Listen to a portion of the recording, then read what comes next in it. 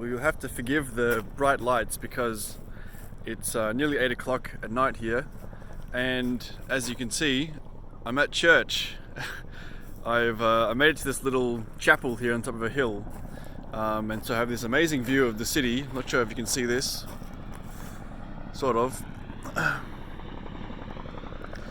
And you might also hear a little sound in the background. Maybe you can hear that. That's actually a Chinook, which is a military helicopter being operated by the Greek Air Force. I guess they're doing training exercises or something. And it's kind of funny because I rode past the Air Force base on the way here, and there was big signs on the base saying no photos allowed and all that, and I saw some Chinooks, so I took a photo because I was I was intrigued. I didn't know that the Greeks had any Chinooks. I have worked on them a little bit before as well in my previous career, and then just as I was sitting up here having some ice cream, as my tradition goes, one of the Chinooks took off and started circling around the mountain, and I thought they were looking for me because I had taken some photos of them, but no, they're obviously not. They're just doing some training exercises. So, bit of excitement for your evening, and yeah, it's been a fantastic day actually. Been really good. Despite my video this morning where I kind of sounded and I felt and kind of sounded a little bit in a bad mood, I suppose. After that, the day's been really good actually. I think when you're down, the universe helps pick you back up, and when you're up, the universe kicks you down. It's a never-ending battle, isn't it? So yeah, most of this morning was a beautiful ride along the coast, which was nice and flat and just easy, cruisy riding. And then I stopped at a Lidl, which is a supermarket chain, and I know they have really good baked goods. So I stopped there to get some treats for lunch. And out the front were two other bike travelers. And when I first rolled up, I just said hi, and they said hi, and they were looking at their phones. They didn't seem too interested. So I went inside and did my shop, and then I came back out again and I started asking them a few questions, where are you from, where you've been, all this kind of stuff. And turns out one of them, they were both from Germany, and they had, one of them had flown to meet the other one in Istanbul, and they'd done a bit of a loop around the Balkans, and now they're finishing in Athens as well. But one of them has actually been cycling the last 2 years, and he spent most of that time in the Middle East. I think he's the first person I've met who actually went into Iraq, and he said the people there are super friendly. Some parts are a bit dangerous, there's a lot of military presence, and he said some areas he had to be escorted by the police. There's lots of border controls and stuff, checkpoints, but he said the people themselves are super friendly, and that's really heartwarming to hear, because I never heard of anyone going to Iraq before. Just dropped my power bank, sorry. And yeah, quite amazing that he was able to do it. I never even looked into trying to get a visa there because I thought it would be impossible, but yeah, things are possible. So I ended up riding with them for a couple of hours. We rode into the next town together, and there was this amazing canal, and we took some photos of the canal. We tried to go over this cool bridge, but the bridge was actually closed, so we had to go back, and it was a bit of a stuff around, but it was fun. But they were going up and over the mountains on their way to Athens, and I just wanted to go the short way so I can get there tomorrow and get some things done. So we said farewell, but I got their details, and we'll probably catch up in Athens, maybe stay at the same hostel if my warm showers host falls through, which it looks like they might. And then after that, I crossed the canal, and I stopped to take some photos. And while I was taking some photos, I noticed there was a guy looking at my bike. So I went over and said what's up, and he was really keen on hearing about my trip and what I've been doing.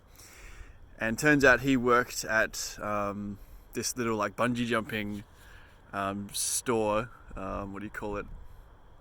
Let's call it a store on the canal.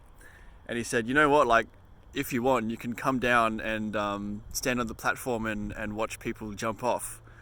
And I said, sure, that sounds pretty cool. So I was able to go kind of backstage, and I watched a very cute blonde girl jump off and fall down into the canal. And she only screamed a little bit. I was pretty impressed. Good on her. Unfortunately, the guy didn't ask me if I wanted to jump off as well. He just,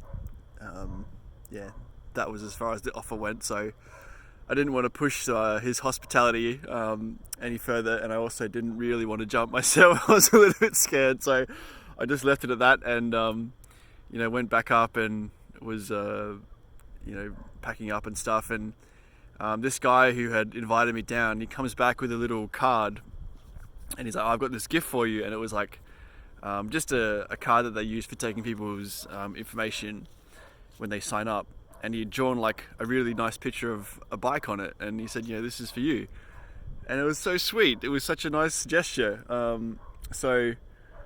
He was actually from Ukraine, and I'm not sure if he was like a refugee or what, but he seemed like he had his shit together, more or less. He was a pretty youngish guy, working at a bungee jumping shop, so couldn't have been in that bad of a place, but he seemed to be having a good time. Although him and the other like kind of instructor that I was talking to, they both were saying, they were working like 70 hours a week and had 2 different jobs, and in Greece they get paid basically nothing, which is really unfair. Really unfair. But anyway, so that was a amazing highlight of the day, and a highlight of Greece actually. So I ended up getting his Instagram, and he's really into bike packing. He had a fixie bike, and who knows what will happen. Maybe we'll see each other again at some point. Who knows? But I continued, and shortly after that, I still had lots of hours left in the day, and I was getting pretty close to Athens actually. So I thought, why not just take some time, chill out a bit. I wanted to camp again tonight and then head into Athens tomorrow morning. So that was what I did. I spent a few hours on the beach and went for a swim, and actually changed the rear tube on my rear tire, because basically every morning the last like 4 days, it's been almost flat, so I've had to be pumping it up every morning. And it must be a really slow leak, because throughout the day it's fine, but in the morning it's flat again. So I just couldn't be bothered with it, so I just changed the tube. So that should be that problem solved, and I'll try and find the problem with that tube at some point if I have time. But I kind of stuffed around for a while at the beach, just relaxing, not stuffing around, just relaxing, resting, and then made my way to the next town where I was going to stay, which is kind of where I am now. And it was beautiful riding over the mountains. Like, there was some hills again, and it was just stunning on the coast. The Chinook's coming back for some more photos of me. And what else? I just had some dinner, and then like it took a while to come. So in the end, I basically left the restaurant like after the sun had gone down, and I was like desperately looking for somewhere to sleep. And I went down this path which I thought would take me you know, into some forest somewhere, but then there was a big gate because there was an oil rig there, so I couldn't go any further, so I had to turn back around. And then I found this hill with a sign saying there's a church at the top, so I thought I'll give that a shot. So I went up this hill, and then as I was coming up the hill, I noticed my front derailleur is broken again.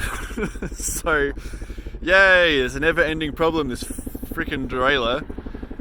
Thankfully, I'm only like, I don't know, less than 50 k's from Athens, so I don't think I'm even going to try and fix it. I'm just going to ride into Athens tomorrow and take the bike straight to the bike shop, say, can you guys just sort this out, because I'm so over this front derailleur, and hopefully they can just adjust it and it'll be fine.